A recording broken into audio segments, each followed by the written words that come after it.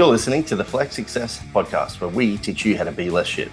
I'm your co-host Lizzy, and this is Dean. We'll be covering all topics relating to health, fitness, and bodybuilding.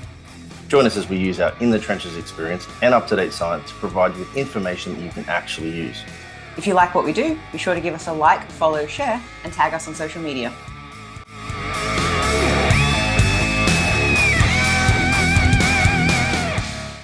Happy New Year, everyone. We are hitting 2024 with a podcast on goal setting and goal achievement because, hey, it's January and everybody, maybe not everybody, but most people are setting some goals.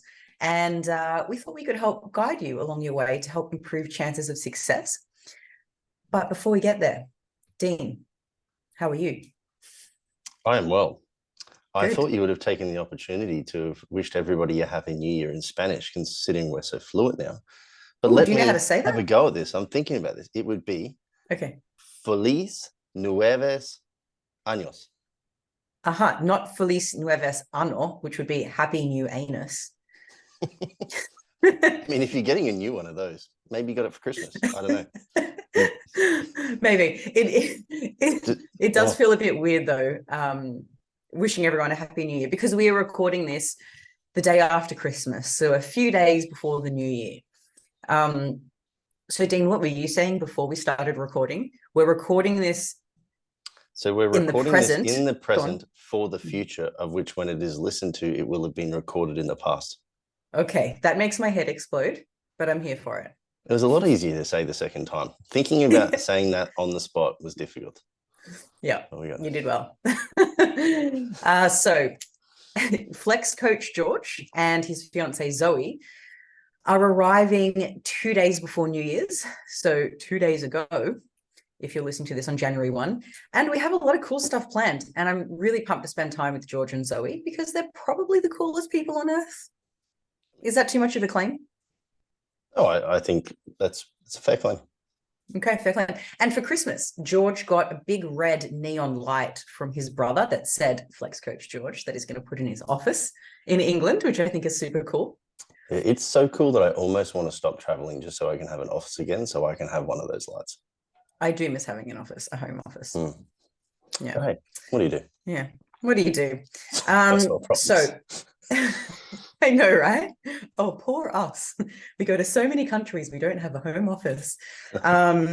Speaking of which, we are off to Argentina in 10 days. God, no, 12 days, something like that. And we're going to be in Argentina for 3 months. We love Spain and we wanted to stay here. Visa problems. So we need to get out of Europe more or less. And we've chosen Argentina because I am a solar powered person and love the sun. Argentina is sunny. It's their summer. We want to continue practicing Spanish. So anywhere in South America, except for Brazil, will do. And it's a beautiful, big, safe enough city. And unfortunately for them, but fortunate for us, they're having an economic crisis. So our dollar stretches quite far. Yep. We're basically going to be the Pablo Escobar of the eating world, because we're just going to have all the food. You know? Okay. Instead of all the cocaine, we'll just be super rich with all the food. The cocaína. I really like the Spanish pronunciation of that. But yeah, it's going to be an interesting new year, entering into a new country. Well, I've been to Buenos Aires before. This is true. You have to. I've not lived there. I backpacked South America. Your former life does not count. Anything I did with my ex is just, we'll strike it off the list. I once married a religious person. That's a former life. That's certainly a former life. That's not a joke, listeners. Dean is married to a very religious woman. What do you do? Yeah. You learn from your mistakes. I feel like we shouldn't unpack that one because there might be some religious listeners, but we'll move on. So, goal setting and goal achievement. Jesus, I was like, we're definitely not unpacking that on this podcast. What are your personal problems? Yes, goal setting. New Year's. Nuevo Años. Let's do it. Nuevo Años, not Nuevo Anos. Like a cigarette that you share with one person or a group, when, I don't know how many of you guys, I'm an ex-smoker, very ex-smoker. When you're sharing a cigarette with another person or a group, you're like, oh, how long is too long to hang on to this cigarette before I give it to the next person? So Dean and I have split up the points that we're going to talk about today like a cigarette. Puff, puff, pass. Okay.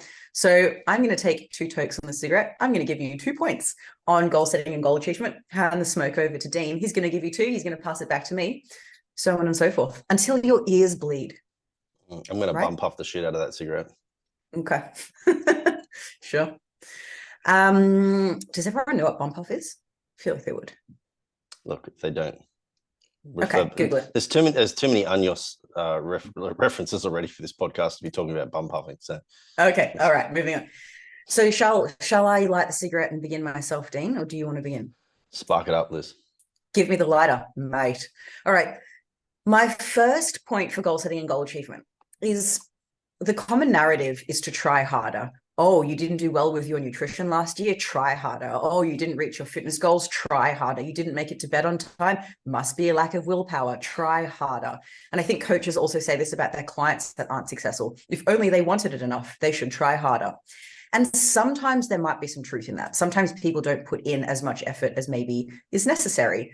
But a lot of the time, it's not that people should be trying harder. It's that it would be helpful for them to set up their environment or work within a system where acting in accordance to your goals is easier, automatic, maybe even pleasurable. It's about actually setting up an environment where you're trying less, because doing the quote unquote right things is what comes more or less naturally.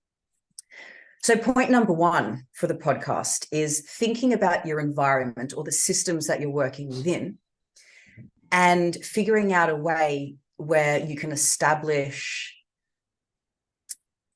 the habits that you want to be consistent with to be easier. Because successful people are just around tempting situations less often.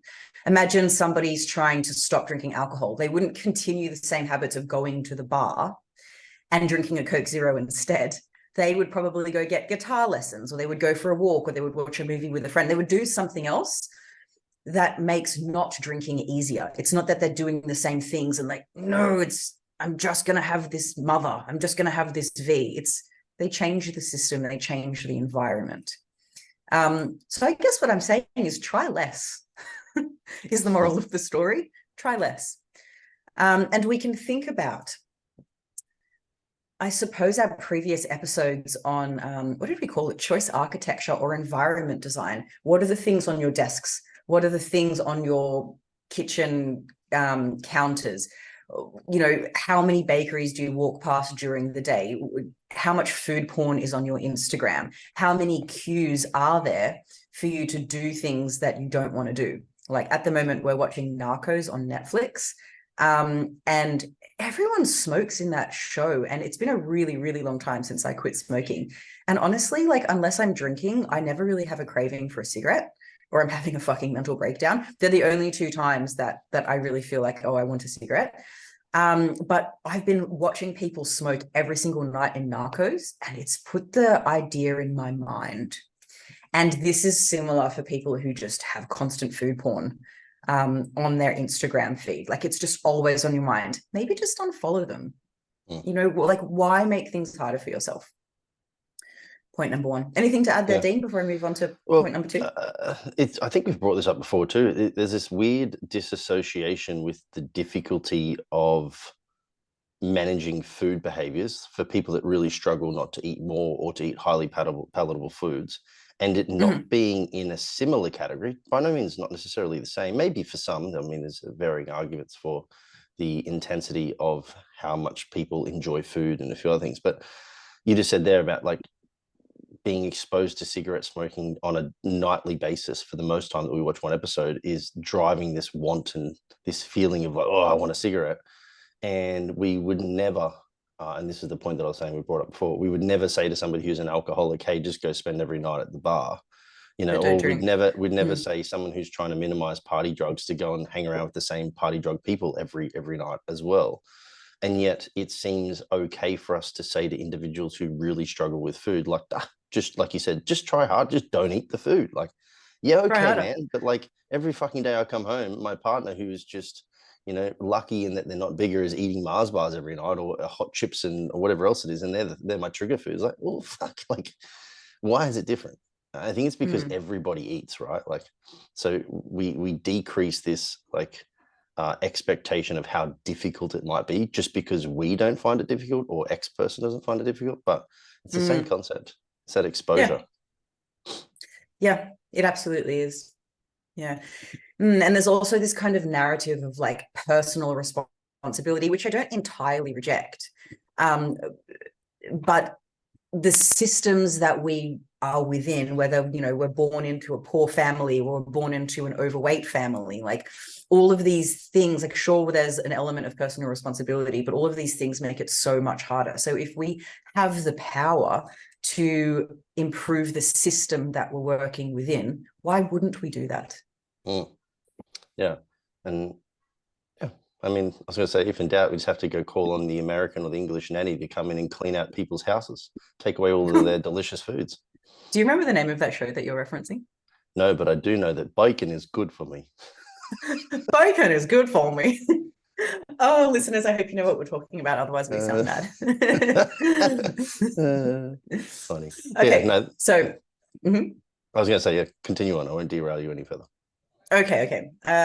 Second toke of the cigarette before I pass it to you, Dean, is unless you're a narcissist, always having complete confidence in your ability that you can is really unusual. I think everybody self-doubts occasionally, and that is normal. But that doesn't have to be a catalyst to give up. Perhaps the solution is just suspending self-doubt for a moment and understanding that you can't predict the future. Perhaps you acknowledge that I don't have full confidence in myself right now, but I also acknowledge that I can't see the future to say for sure that I'm going to be a huge failure. I'm just going to acknowledge that I'm having this thought right now, turn the volume down on it, turn that self-doubt down, and put my best foot forward. I'm going to try my best. There's a few examples that are coming to mind, but I'm going to give you one that maybe I'm in the middle of. When I was in Australia, I volunteered at a dog shelter.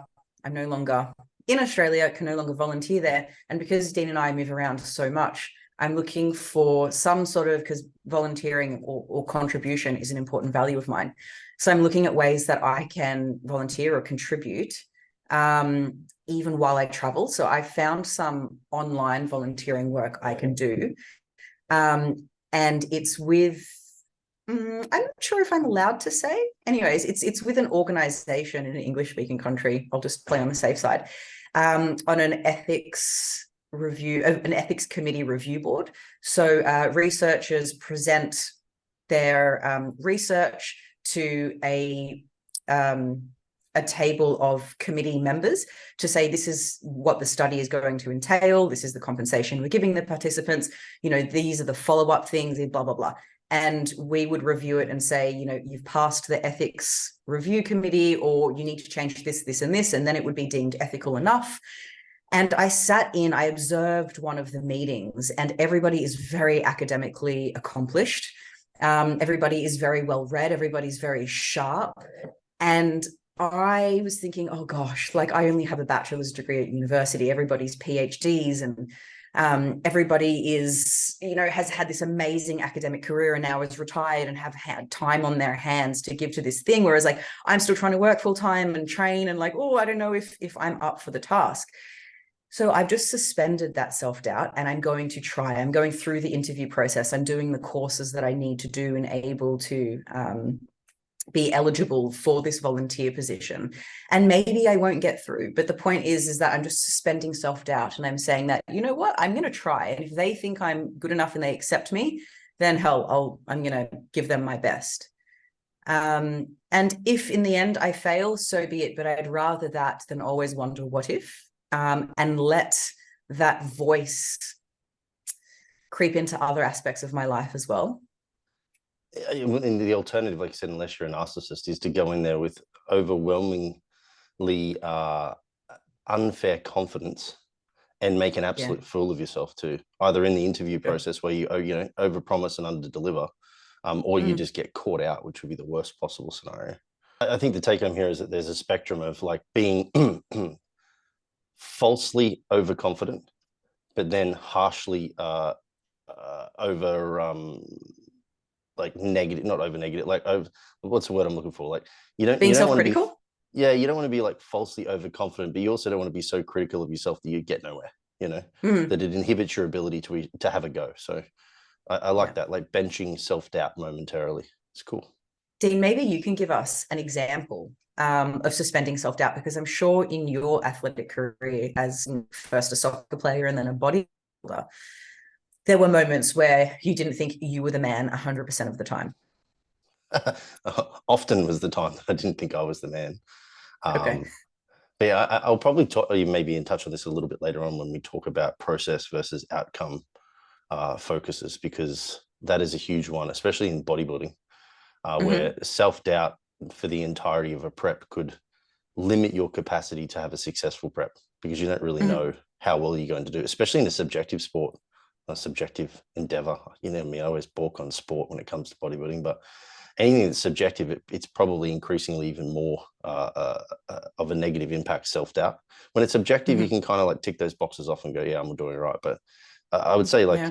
that was something that was huge for people in football when I played, was the individuals that were like over arrogant and over cocky often would get caught out quite a lot, because they wouldn't necessarily like practice enough because they Mm. thought they were good enough.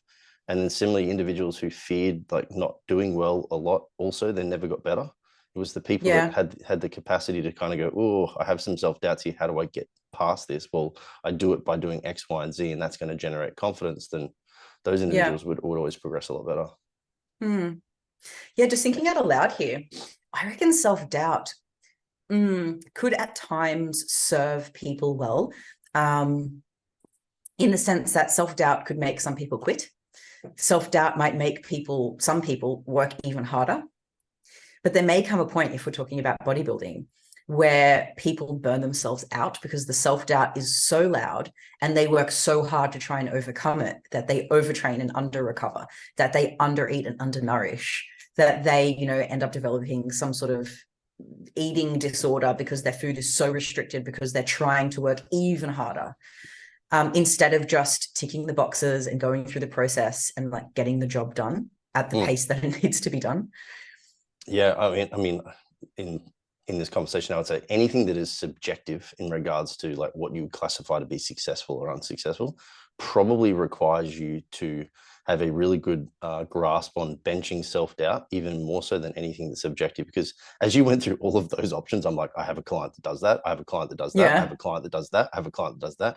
And it's like some of the clients that have had the greatest amount of self-doubt have had some of the greatest results with me, but Mm. only because they've, like you said, somewhat benched it. They recognize it's true and they have to work through that self-doubt, because we don't want it to like, we're not trying to like just throw a blanket over it and pretend that it doesn't exist like in a dirty room, like we're not Sure. hoarding it and just pushing it to the side. They Yeah. bench it, recognize it, try and process it, work through it. Some of those that have then shifted their focus to the process, which we'll talk about later on, uh, have got exceptional results, you know. And when you say later on, you mean right now. So I finish this drag of the cigarette. I pass it to you. Yeah, so I suppose Tell that us, tell us about the process. one of the things that people can do is to be process focused instead of outcome focused. Um, and often I'll say to people, like, if you focus on the outcome, it's often easy to get lost in the process, and then you feel like you're not succeeding, when it's actually the process itself that drives the outcome. So like people can think of this like reverse engineering. Like I have X goal, I want to look like this, I want to lose 10 kilos, whatever it may be. That's the outcome that we're seeking to deem this successful. Or in a bodybuilder, I want to have 3% body fat on stage at this weight. If you only then focus on that outcome and that outcome only, it's very easy to get lost in the process of all of the things that you need to do to achieve it. But we use that outcome as an initial starting point, and then we reverse engineer and say, all right, what things do we need to do each day? In this instance, it would be, I need to do X amount of output in steps. I need to train this amount of times per week. I need to eat this amount of calories, et cetera, et cetera. And if Mm. we're solely focusing on, oh, I need to look like X, and that is success, every day that we aren't there, we may perceive that to be like a negative outcome or a failure each day, because I'm still not lean enough. I'm still not lean enough. I'm still not lean enough. I still haven't hit my weight goal, whatever it may be. But if we say, all right, well, again, this is the goal and this is the process, and I go at the end of the day, did I do my steps? Yes, tick, success. Did I eat the food? Yes, tick, success. Did I, train the weights? Yes, I did, tick, success. So every time we like just focus on nailing the process, we get these little success ticks every day, and it reinforces the fact that you're doing exceptionally well. And then lo and behold, 2 months, 3 months, 6 months down the track, you've just been focusing on the process, and then the outcome is achieved. So I like to talk to my guys and that about making the processes an opportunity for success. Adhere to those steps, tick those boxes, and it's the same for those guys that I just spoke about before. Yeah, love it. So Dean, I got most of what you were saying, but it did break up for me a little there. So I hope the recording comes out okay. If it doesn't, I'm sorry, guys. I hope you got most of what Dean said as well. Yeah. So we spoke to Richard from Physique Code in the last episode that went live, and he spoke a little bit about the process and outcome focus. And I can see the value in it for not just competitive athletes, but also for Deborah, the stay-at-home mom who wants to lose 5 kilos, or for somebody who's just a really serious fitness enthusiast. I don't think that this is exclusive just to elite athletes. It's really for everyone. It really is. Yeah. I mean, when isn't it better to give yourself more opportunities for wins versus not, I suppose the only difference, if I'm thinking about how it might look different for a competitive athlete versus Gen Pop, is that the process might be more specific as your goals become more extreme or more specific. Like if general health is my goal, what eating well looks like has more variety. Whereas if you're trying to get on stage and win a bodybuilding competition, what is necessary for your nutrition is way more specific. It's probably the only difference I can think of. Yeah, it's certainly probably more black and white. But again, we can probably take this as a potential win for Gen Pop, in that success for you might be a little bit broader. Therefore, your opportunity for wins on a daily basis is also broader. Whereas, a competitive athlete who's a bodybuilder with a contest preparation in play, if they miss the food even just a little bit, maybe then they might deem that as a failure. So you're really dialing up the specificity and the intention there, not the intention, but the necessity for accuracy. Whereas if you did say, a great outcome for me from a nutrition perspective is to have 2 meals out of my 4 have 50% of the plate vegetables. Oh, that's pretty loose. That's a pretty loose win, but still the same approach, and that it's process focused. Yeah, love it.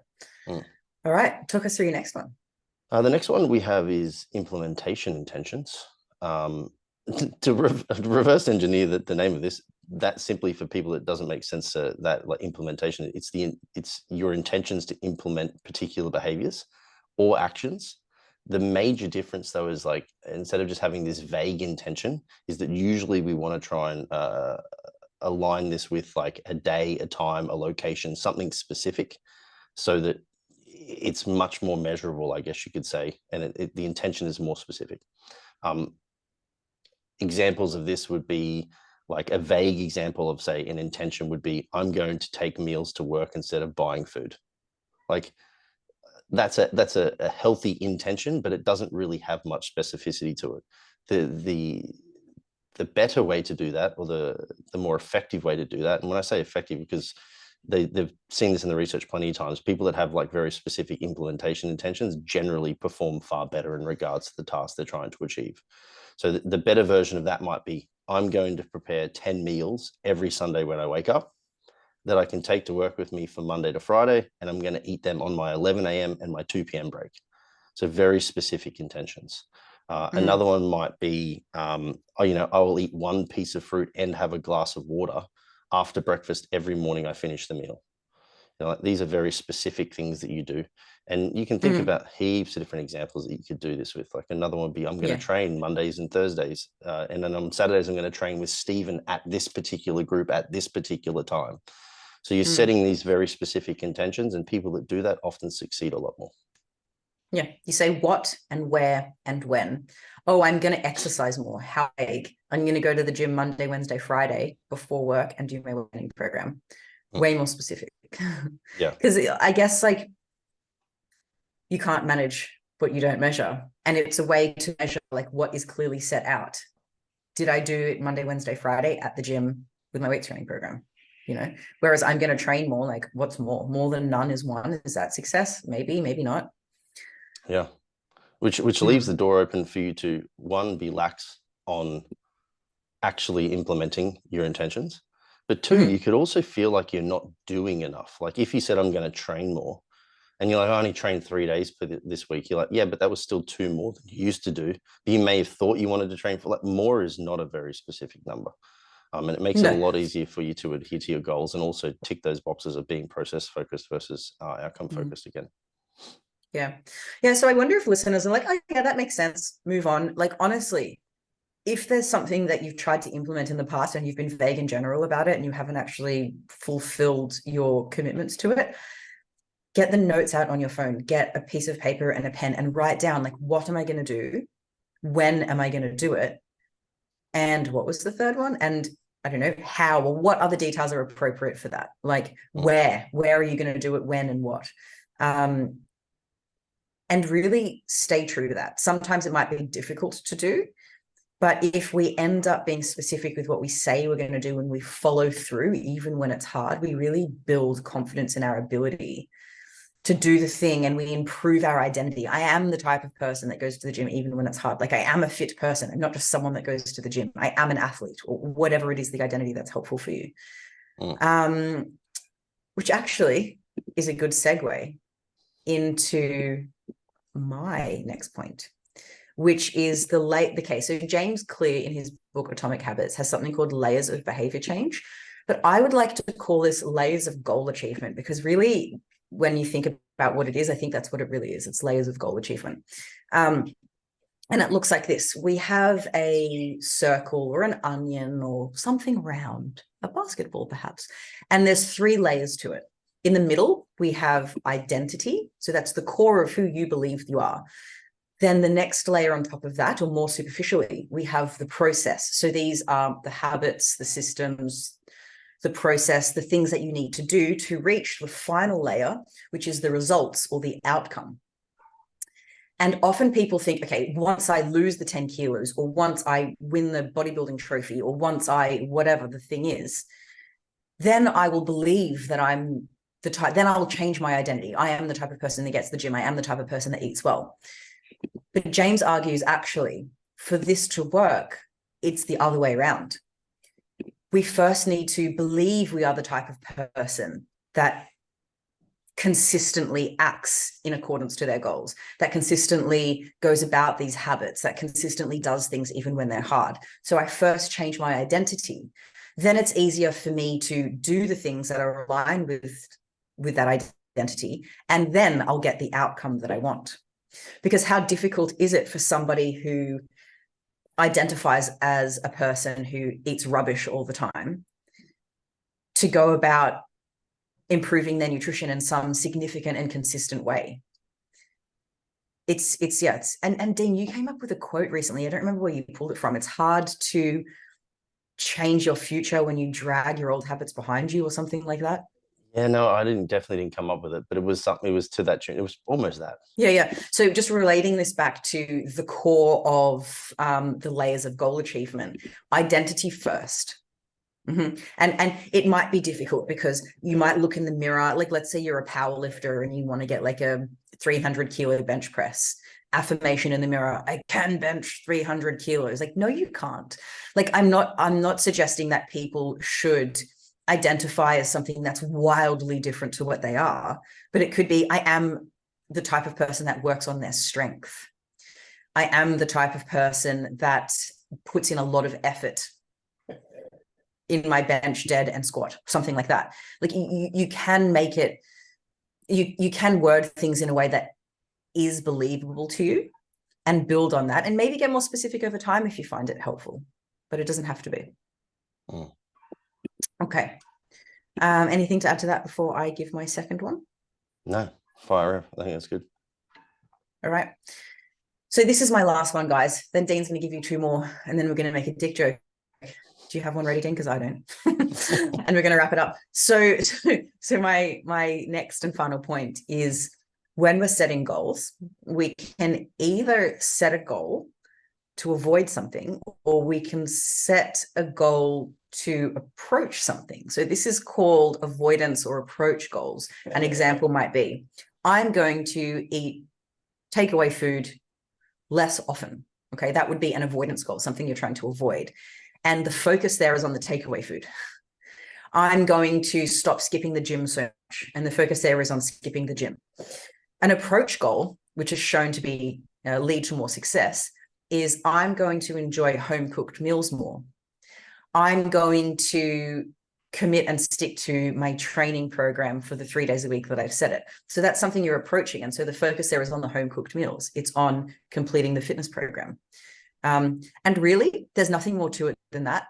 Unfortunately, I think when things are simple, or at least seem simple, people go, yeah, cool, and move on. But really, simple things can sometimes be the most effective thing. Like, how simple is a seatbelt, and how many lives has it saved?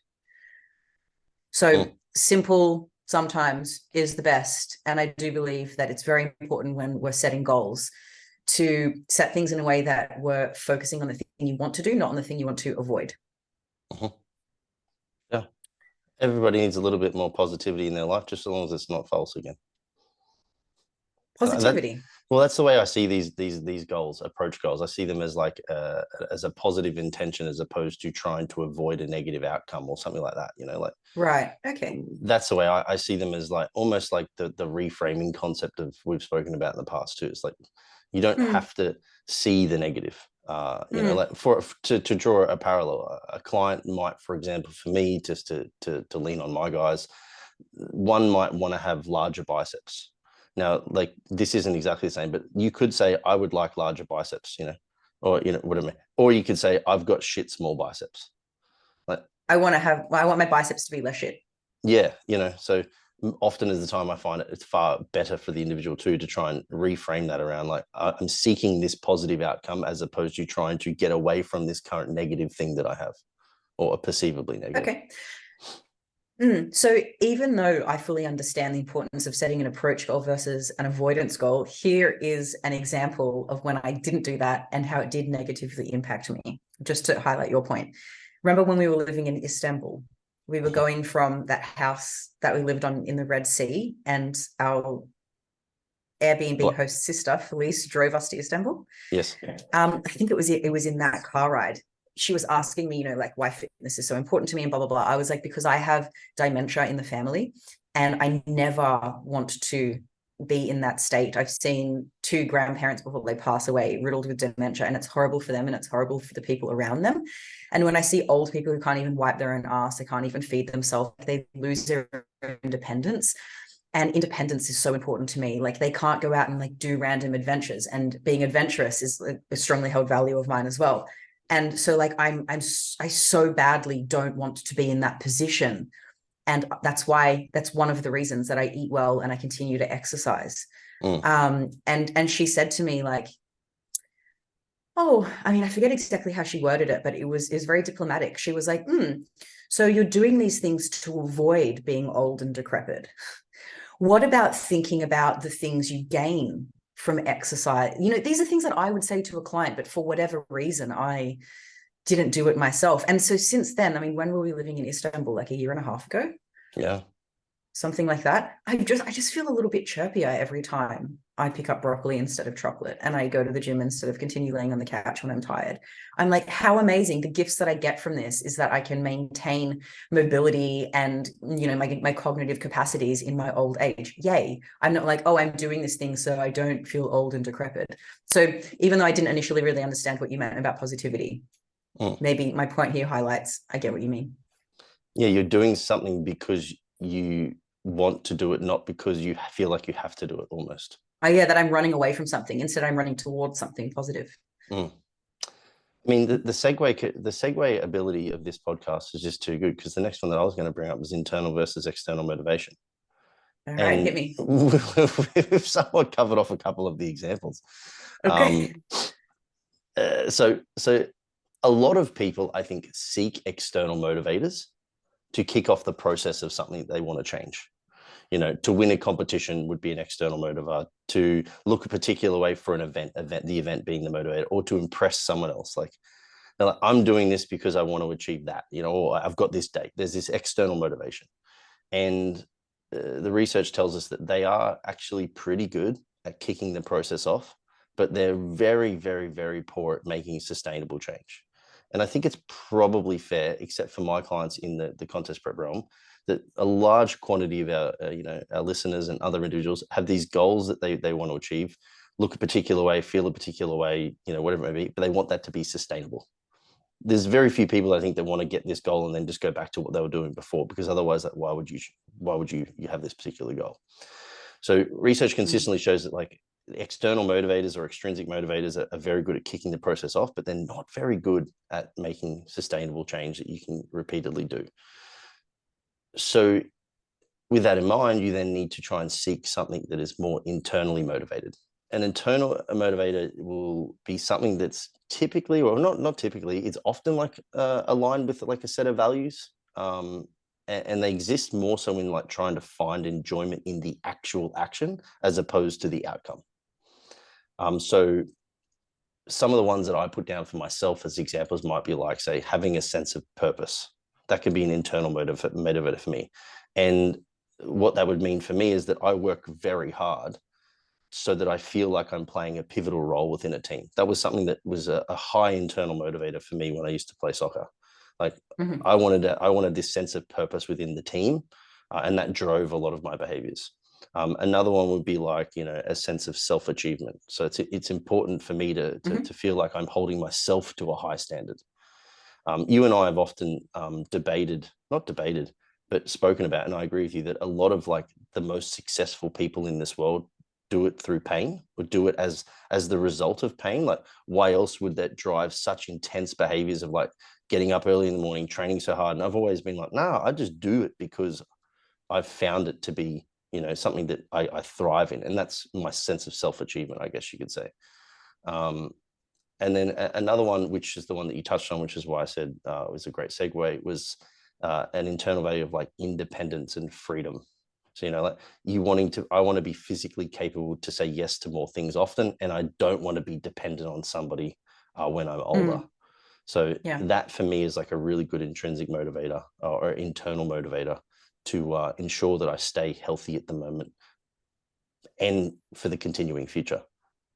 So they're the sort of, and because those values don't pass as quickly as, you know, getting skinny for the wedding or the bodybuilding competition. Like, all of those things have end dates, and therefore maybe the habits that helped you actually get there have an end date too. But like, your motivators of, what did you say, excellence and having, I don't remember the words you used, but it was essentially, sense of purpose. I was thinking like job satisfaction, which maybe could be on the same page. Because I know you're not a soccer player anymore, but as a coach, I'm not sure if people realize how hard you work. Like, sometimes you're pulling all-nighters, sometimes you have to say no to social events because you've got clients to do. Like, maybe it's your birthday, but too bad, people are relying on you, and you always do a really good job, even when it's not easy. And when I like think of it like critically, it's generally not because I'm actually even seeking the validation of the client to say, hey, I work hard, or it's not to even it's definitely not that, or even outside I'm people. not suggesting that it is. That's why I don't also put like, I know I don't put like how many fucking clients I work with or how many like medals or something that we've won. Like, all of that stuff to me is just a bit like it's a bit icky to me, that sort of external component of it where people are like trying to show it off. It's more that like I do this because you want to sleep well at night. Well, yeah, I would feel worse for myself if I did not, you know? Sorry, something just happened with your microphone. Did you just dive underwater and say that sentence? No. Is it okay now? It's fine now. It's just a few words. Yeah. I exactly that. So I can sleep at night. I have that high internal drive for those particular things. So point being here for, I suppose, people is to find those internal motivators, right? Is to maybe use an external motivator to kick things off, but you need to have the internal motivators to sustain that change. And I also think often is the case that if you have a really good grasp and hold of what your internal motivators are, generally the changes you require to make the outcome that you're seeking successful are a little bit less intense as well. Like a competition prep for a bodybuilder is an extrinsic motivator. They definitely have to have some extrinsic motivator, but the things they need to do are pretty intense too. Yeah. But I mean, okay, sure, a bodybuilding competition is an intrinsic motivator, but there could be also some internal motivators that help them stay in the game for long, like excellence, like achievement. So even in their off season, they're still seeking excellence, they're still seeking achievement, they're still seeking whatever the internal motivator is. And maybe when their passion for bodybuilding dies, they still seek achievement, they still seek excellence, but it's in the next thing that they do. And who doesn't want to be awesome at whatever they do? And so, it serves you beyond fitness for sure. Well, even that contrast between off season and a prep that you just brought up is one scenario where I see it very apparent that the individual who is motivated by the competition itself, they don't very frequently do so well in the off season. Yeah, because the competition's gone. But those that do have this like sense of purpose or like self-achievement or whatever it may be, the same behaviors exist in the off season. They just eat more food. Yeah. And those are the ones that are very successful from season to season to season versus ones that just they show keep up improving and then disappear. Yeah, sure. And so we're not telling people you need to adopt the values of achievement and excellence. What we're saying is figure out really like not what values you want to have, but what values, really you feel passionately. And I can't tell you what they are. And if you're kind of stuck for ideas, Google like a list of 50 values or something. Or even like just like Google internal motivators, like a list of those, because there's lists of them everywhere. And you'll find when you read through them, you're like, oh, that's me. And then you can start to then obviously associate certain behaviors and actions with those, and it makes it a lot easier. Yeah, definitely. And when I read, when I'm trying to help clients find internal motivators and trying to help them figure out what their values are, and I'm reading through these lists, I want to go, yeah, that's me. And then there's like 50 of them. And then it's really hard to act in accordance to 50 different values, especially if some are conflicting at times as well. So it's worth just give it 5. If you're like me and you're like, yeah, like a super passionate person, just pick 5 and know that if a couple of them do conflict, sometimes you need to agenda map. You need to choose one at a time. So for example, I really value resourcefulness. I hate being wasteful in any way with my energy, with my time, with food, with money. I value resourcefulness. But I also value eating in a way that's healthy and exercising. And so if there's tons of food left on my plate, or I'm leaving a party and I know that cake's going to be thrown in the bin, it would be resourceful for me to eat the whole fucking cake. But it also isn't in alignment with one of my values of health. So I need to choose one or the other. Guess which one I'm going to choose most of the time. So just keep that in mind as well. Which I guess brings us to my last one, which is the what we refer to. I think it's real. I'm not sure if we even picked this up somewhere else. You can tell me and correct me if I'm wrong. Is the don't miss twice principle? I think we got this from Chelsea, and I'm not a flex coach Chelsea, and I'm not sure if she made this up or she got it from somewhere. I don't know, but let's give Chelsea the credit. She's the Thomas Edison of don't miss twice.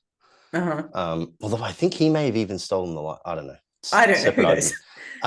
So no original thoughts. So don't miss twice principle. I feel like it sounds pretty self-explanatory, but I would follow this up with behaviors repeated more often are generally pretty hard to break. So to draw a parallel for myself, to give examples so people know what we're talking about here, and then I'll extend on this a little bit, is like I have a fill my plate with veggies and protein default setting pretty much no matter when I eat, right? Like even when I'm looking for things, I'm like, where's the protein? Where's the veggies? That's a very, very hard behavior for me to break because I've just repeated it so many times. That is my default. Similarly, I tend to very rarely go longer than 2 days without weight training. Like, I'll have 2 days off over the weekend maybe or not, or sometimes throughout the week, but I very rarely take more than 2 days off. So those are like 2 things that are very hard for me to break. But if I ever do miss them, I'll only ever miss it once. I'll never miss it twice. Never. Like if I've In missed a some row. veggies Yeah. in a row, if I've missed some veggies someday for whatever reason, the next day it's straight back on that bandwagon. If I've gone to a day 3 without rest, it's not like, my third day of rest has Without happened on a, training? yeah, sorry, without training. It's happened on a Saturday. I probably, I'll just wait till Monday to kick this off again. It's like, no. Next available opportunity to get back We're on the training horse, Sunday. I'm back on the horse. Yeah. So that don't miss twice mindset is, like you can even take this back, I think, to implementation intentions. Like if you have an implementation intention that I mentioned very briefly with you before was to have 50% of veggies on your plate for main meals, and one day you miss that, sweet, no worries, acknowledge, next day, straight back on it. Don't miss twice. Or it'd be the same, like I said, for training. If you normally miss your Saturday session, if you don't normally miss your Saturday session and you do miss the Saturday session, then you have two options. You either catch it up on Sunday, or you make note that you'll definitely not miss it the next Saturday. And then you have to ensure that you don't miss twice. So we want to reinforce this behavior of, or this mindset of, I don't miss twice. And then that in itself is going to be then habit forming to ensure that you don't have like repeat backward steps, but rather we just see them as like these momentary pauses in progression, as opposed to then resulting the backward steps, as I mentioned. So I like the don't miss twice principle. Can I fill this in with a bit of color, giving an example from our first book, Life After Dieting, Guide to Informed Eating? All right. So in our first book, Informed Eating, we brought up this idea of a lapse versus a relapse. And I think that maybe like encompasses what you're trying to say in like a sentence. It's, let's say I smoked a cigarette again. That was a lapse. I had one cigarette. But if I was like, oh, might as well be two, and then the next day I like had some more again, and then who knows, like a month later I'm smoking every day again, that's a relapse. So if you do something that's not ideal, you didn't fill 50% of your plate with vegetables for one meal, or you missed a training day or something, that's just a lapse. This doesn't have to be a new habit. This doesn't have to be a relapse. It can just be a little blip on the radar. Yeah, perfect. Lapse, not relapse. Exactly. Or exactamente. Okay. For listeners that are like, Dean's off his head, in English, most words that end in LLY, exactly or difficultly or easily, those words in Spanish are the same, but they end in mente. So exactamente, like generalmente, like literalmente. I don't know. So look, that might be true. I just made that one up, but it's probably true. What was the one I said the other day that actually happened to be correct? It was, I was going to say, we've taken a pun on a few and gotten lucky, but no, it was evidentimentally. No, like evidently, evidentamente or something. Yeah, and I googled it. I was like, that's the word. That's right. That's what I was saying to you earlier too. This is both the best thing about Spanish and the worst, is that there's quite a few words that are very similar. Like evident must be evident, idiot, but it's probably pronounced differently.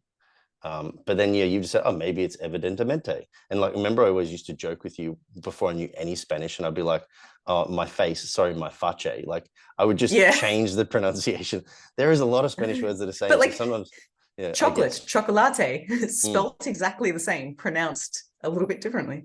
But it's problematic because sometimes I'll be speaking to somebody and they're obviously speaking Spanish, and I'll be like, I'm not really sure how to say this.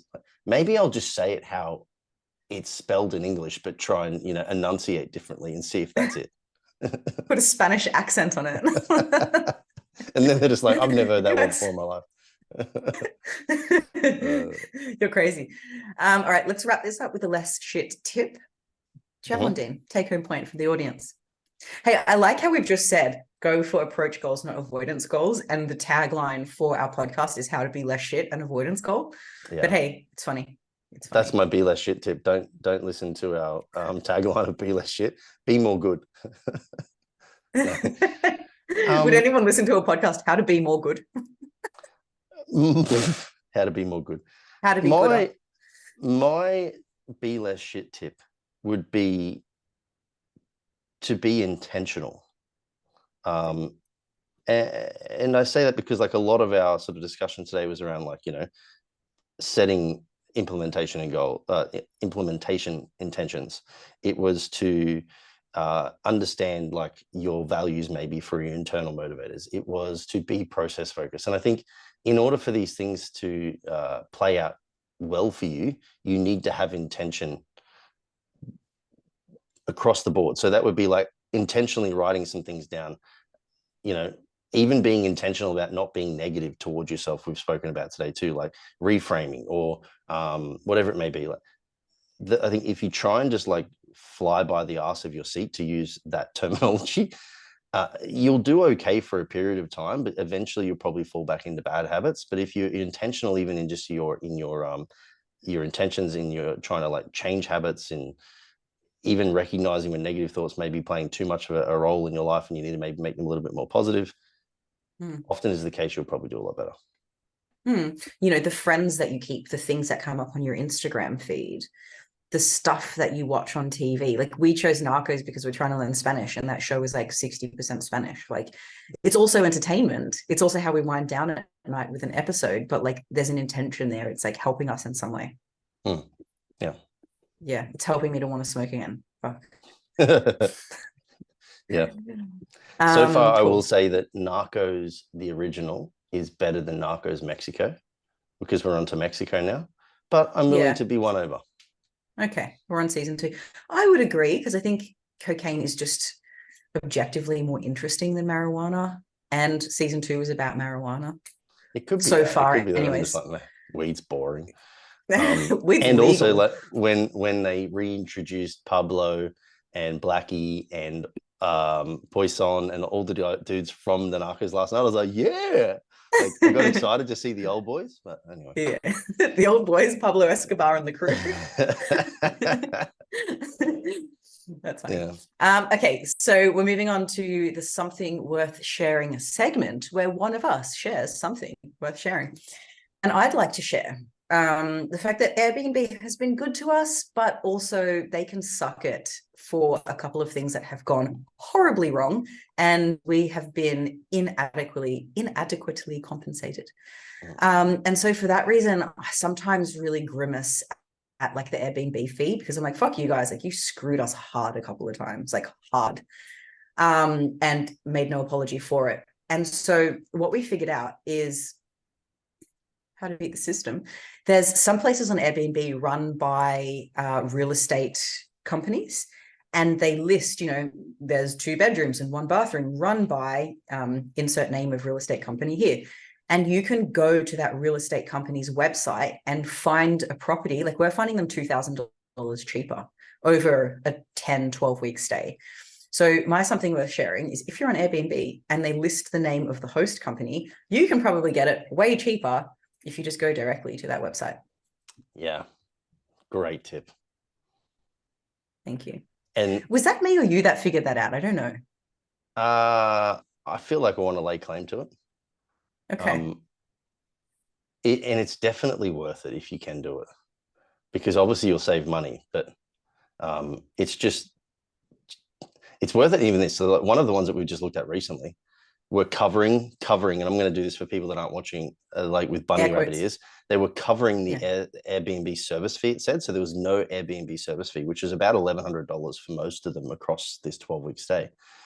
And you're like, oh, cool, that's nice of them. And then I went to their website, found the same property, and the property was another $1,000 cheaper than even what it was on Airbnb without the service, because they just pushed the service fee into the nightly cost. So yeah, you're always better to go direct for most part. They weren't covering it. Yeah, I do wonder though if it cuts out a little bit of security, because Airbnb comes with some sort of guarantees, like, you know, if there's a problem between you and the host, and Airbnb might deem it fair that you get a refund, even though the host doesn't think it's fair, but Airbnb have the power to give you the refund anyways. Whereas if you go directly with the host, maybe like it's more up to them, and they're going to side with themselves over you. So, you know, there may be some downsides, but we find if we're good guests, people are good hosts. So this is true. Yeah. All right. Sometimes would you rather take a punt too? All right. Yeah. Dean, would you? I normally think of these on the spot because I try and tie it into what we've spoken about in the podcast, and often that is, I don't know what we can talk about until it comes out of our mouths. Dean, would you rather Have crippling self-doubt that you feel like you can't turn the volume down on, and it harms you in some way. Either you're the type of person that gets pushed into quitting because of self-doubt or burning themselves out because of self-doubt, one or the other. Or be a cocky motherfucker where you're like, you just think you're so amazing all the time, kind of narcissistic, and everyone in the background is like, look at Deanie, he thinks he's pretty fucking hot. Am I actually good though? Yeah, but you're not This the is kind of best like in the question world. of like, would you rather be dumb and know, or think you're smart but be dumb and everybody else knows? Kind of that kind of question Yeah, where you're yeah. like, Yeah. Look, Am I good is a difficult question to answer. That's like, is yeah, I this know. food healthy? Like, okay. Crippling self-doubt by virtue of that name of crippling is pretty concerning to me to say yes to, because Okay. that would interfere a lot with life. I mean, you'd be with a different partner if you chose the other one. Yeah, to be overly cocky, I would probably live in my own bubble of life and think that things are pretty good, but on the outside, I'd be getting laughed at. But then if I'm so cocky, would it even really bother me? Um, it's a very difficult one to answer. This is a good would you rather then. So just let's clarify, crippling self-doubt or over cocky is just generally the Overconfident to the point of cockiness. Yeah. I really hate over confident Dean, you're going to need to cockiness. make a choice. I'm not sure this is good listening anymore. Make a choice. Like it's because I want to say option two, but it makes me feel uneasy. Right. Okay. So you're going with cocky and getting I, a different wife. I think life would be better cocky than it would be with crippling self-doubt. Yeah. For But you, for other people around for you. me, but I would acknowledge that I'm choosing to be a worse person than than yeah. I'm selfishly Okay. choosing a more enjoyable life for myself as a cocky motherfucker than I am Okay. a very difficult life, even though people may then think I'm nice still. Okay. Good. Okay. I I don't accept your feel good choice. about it. Okay. Your point is noted. I've got a lot of self-doubt about my choice. It's okay. Your self-doubt about your choice not to have self-doubt is on the record. Now, listeners, thank you very much for listening once again. Happy 2024. I hope Santa was good to you. I hope 2024 is better to you than 2023. I hope you grow from all of your mistakes this year. I hope it doesn't crush you. Because if there's one saying I hate is that if it doesn't kill you, it makes you stronger. Sometimes that is not true. Sometimes if it doesn't kill you, it makes you weaker. And it inhibits your ability to do good things. So fuck that saying. I hope you grow from your pains this year. We will see you in the next episode, which will be out mid-January. And by then, I'm sure you have made strides towards these goals because you're going to take on what we've taught you. The next podcast after this, I'll be 1 year older. Oh, and we'll have celebrated our 10-year anniversary together. God damn. Crazy. Fuck no. That's interesting. Nuts. Very, very interesting. Very, very interesting. All right, guys. If you found anything valuable in this episode, please share our podcast with your friends. Please give us a 5-star review. Tag us on social media. Let us know what points in particular you liked. Tell us what about us as people you don't like. Really rip into us. Until next time. Hasta luego. Bye.